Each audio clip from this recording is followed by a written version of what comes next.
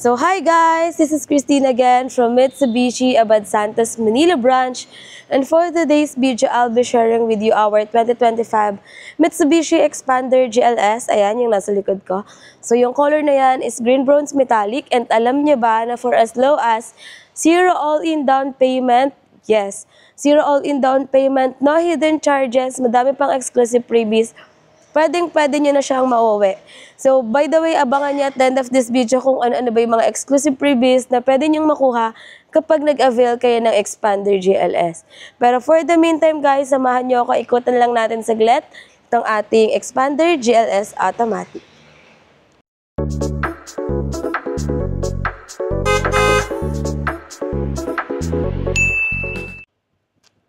Ayan guys, ito yung unit natin. So, yung color na to is green bronze metallic, which is also available din sa Expander Cross. Yung mga color options na pwede niyong pagpilian is green bronze, gray, white, and red metallic. So, simulan ko lang pala guys dito sa remote key ng ating unit. Kapag nag-release tayo, automatic, dalawa yung remote key na ibinibigay namin sa inyo. So, dito sa remote, meron tayong lock and unlock function. So, i-unlock ko lang since nakalock siya. Ayan. Pag in-unlock, automatic, nagpo-fold yung mga side mirror. Kapag nilock pala yan, guys. Or pag nilock, nagpo-fold. Pag in-unlock, ayan, nagre-retract siya. So, dalawa yan. Take note, guys, sa mga nagtatanong kung ilan yung susi na binibigay. Dalawa po siya. So, dito naman tayo sa unit. Yung ating unit naka-LED na DRL. LED na rin yung kanyang headlight. Then, included na rin dyan yung ating fog light. Buksan ka lang guys, mapakita ko sa inyo kung ano yung itsura ng ilaw niya.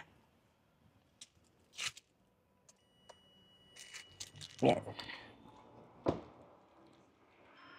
Ayan siya kapag naka-on yung ating DRL and headlight. So, yan. Pakaganda ng ilaw ng ating Expander. Naka-LED na for added visibility sa daan.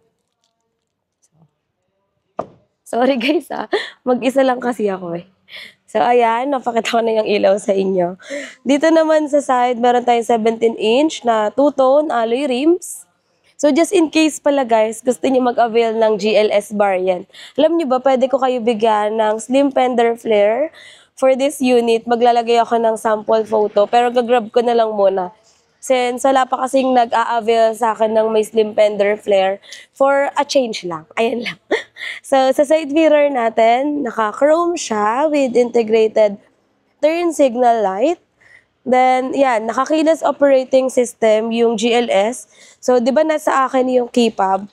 Pag pinindot ko siya, pwede maglalak siya. So, even hindi mo na siya pindutin sa pinaka-susi niya, maglalak and unlock siya as long as nasa possession mo yung pinaka-key fob niya. So, fuel tank capacity ng ating Expander is 45 liters. Then, meron na rin tayo dyan, ayan, na spoiler built-in, naka-shark fin antenna. Sa GLS, wala siyang roof rail. Kaya di kami nagbibigay ng roof rack for the GLS dahil wala siyang roof rail. So, pasok tayo sa loob. Ayan. Dito sa driver side, naka-power windows with central door lock na tayo. Seat material naman natin, quality fabric. Then, yung adjustment ng upuan niya, manual. Meron din tayo Mitsubishi Active Stability Control. Control ng ating side mirror, guys, nandiyan na rin. So, start ko lang saglit yung unit natin. Yan. So, pag in-start, tapak lang sa brake, then one touch. Ayan. So, kung makikita nyo, ayan yung multi-information display ng ating unit. Wait lang, patayin ko lang ito guys. Refuel na siya. Ayan. So, sa steering wheel natin, equip siya ng 3-spoke na leather wrap. Tapos, meron din tayo dito. Oh my God, wait lang guys. Alam na natin yung volume. Baka ma-copyright tayo. Ayan. So, dito sa left side, yung voice command function natin. Then, pwede tayo mag-answer and drop ng call. Pwede rin natin i-control dito yung ating multimedia system. Ayan. mode. Pwede kang pumili dyan. Depende sa preference mo. Wala lang kasi tayong cable na bit-bit. Then, dito naman sa kabila, cruise control. Syempre, ito, basic na lang naman to guys. Mga ilaw natin, nandyan siya. Then, naka-push start engine na siya. Sa multimedia system natin, ito siya, 9-inch siya, na para siyang naka-float. Yan. Para siyang naka-float dyan. Then, equipped siya ng Apple CarPlay and Android Auto. Then, isa pa sa maganda dito guys, kahit di ka naka-reverse, makikita mo na rin yung likuran mo. So, ayan na siya. Air conditioning system natin, naka-single zone with max cool. Pindutin nyo lang to just in case na sobrang init sa loob ng cabin para mag-adjust yung ating air conditioning system sa temperature natin dito sa loob. So, ito adjustment siya. Toggle down lang. Then, dito naman para sa thermostat. Front defogger, rear defogger, then yung mode kung saan tatama yung hangin or yung bato ng hangin. Pero ang standard kasi guys, ayan siya. So, kailangan laging naka-on yung AC kasi kung hindi, naka-fan lang siya. Air circulation natin guys, always on yan. So, just in case mapatayin nyo na yung unit, make sure na ino-off natin yung aircon. So, ayan siya. I-ano muna natin. Mainit kasi. Tapos, ayan, meron tayo ditong dalawang port, isa for you Apple CarPlay and Android Auto. Yung isa naman is for charging, ayan. Then, 12 volts na power outlet. Ayan siya. So, 4-speed automatic transmission guys, yung GLS natin. And meron din tayo ditong overdrive button. Electronic parking brake na tayo. So, mas convenient na siya kapag magdadrive. Since pinupush lang siya and pull up. Brake auto hold, we also have here. Then, dalawang cup holders. Meron na rin tayong center armrest. So, sobrang benta ng expander, lalo na sa mga clients na gustong mag-avail ng dual purpose na sasakyan, guys. Dito, meron din tayong storage. Ayan, dyan nakalagay yung warranty booklet natin and owner's manual. So, make sure din, guys, na kapag nagre-release tayo, binabasa pa din natin yung owner's manual since importante siya. Kasi, habang releasing kasi, hindi naman lahat nag-a-arise yung mga question natin eh. Malalaman lang natin yung mga gusto nating itanong once dinadrive na natin yung unit personally. So, ayan. Dito tayo sa second row. Punta tayo. Kung napansin nyo, pinatay ko na yung unit. Isang pindot lang din. Dito tayo sa second row. Sa second row natin, na-fold and tumble yung mga upuan. Then, meron tayo ditong mga aircon vents. Isa pa sa kinaganda, meron na rin tayo ditong dalawang port. Isa for USB Type-A and USB Type-C. Then, kung meron pa kayong mga docks, pwede kayong mag-insert dito dahil meron siyang pocket. Para makapunta naman yung nasa third row, ito lang yan, guys. May lever dito.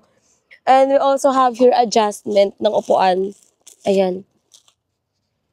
So, ayan lang siya. Fold and tumble siya. Sorry, ngungu pa din ako, guys. Pagpasensyahan nyo na. I'm trying my best. So, ayan. Nafa-fold and tumble.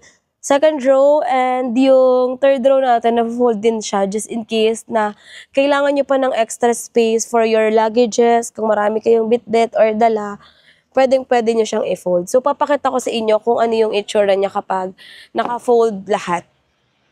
Sorry guys, mag-isa lang kasi ako, kaya ako lahat gumagawa. Wala akong katulong ngayon. Kasi si Joey ay nag-video din. Wait lang, pala yung niya. Listen lang muna natin yung seatbelt. Ayan. So, imagine, kahit isang kamay lang, nabilisan lang din naman akong i-fold siya. So, yan. Dito naman tayo sa third row. Punta ako saglit. Tapos kapag nag-avail kayo sa amin, guys, may free na kayo na backup sensor. Lalo na sa mga bago lang nagda-drive na kailangan ng guide. Ayan. Para ma-fold siya, meron ditong tali. Line lang natin. Ayan. Sorry, sobrang ingay nun So, ayan. Yan na siya kapag naka-fold. Yan yung itsura niya kapag naka-fold yung mga upuan natin. So, just in case, magsha-shopping kayo, medyo napadami yung bili natin, pwedeng-pwede yung expander, kasya dito mga rep nyo guys, aircon and all. So, pwedeng-pwede talaga siya either for personal or for business purposes. Kasi yung client ko yesterday, nag-release kami for grab use naman, for commercial use naman. So, shout out po sa Rana family, Sir Jose and Ma'am Madel. Yan. So, dito naman guys, yung mga, natin, lagay ng tools and jack. Ayan. Hirap pala mag-vlog pag mag-isa lang talaga, no?